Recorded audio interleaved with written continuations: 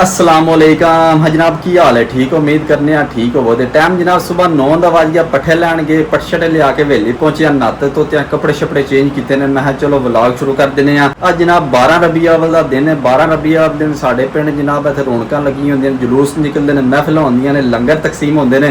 तो सिर्फ साढ़े पिंड नहीं होंगे, पूरे पाकिस्तान में जनाब अज पूरे इन्हें जुलूसा ही जुलूस, महफिल ही महफिल, लंगर ही लंगर। जनाब मैं तैयार हो गया, नाता धोता, चाचू जी लंबे पै गए पट्ठे लिया के। चाचा चल ना चलिए।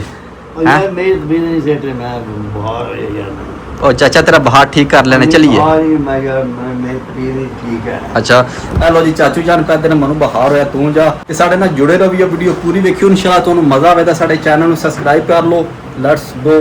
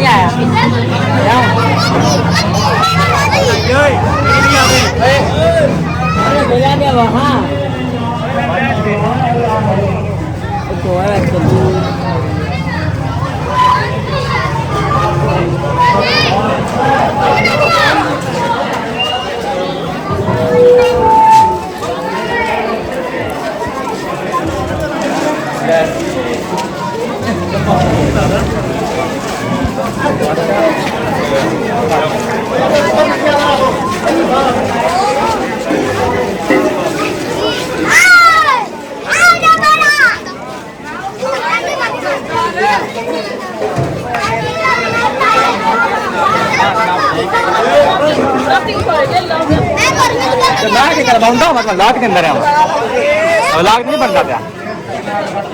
सॉरी मैं उंडा हुआ आहो, मैं लाइन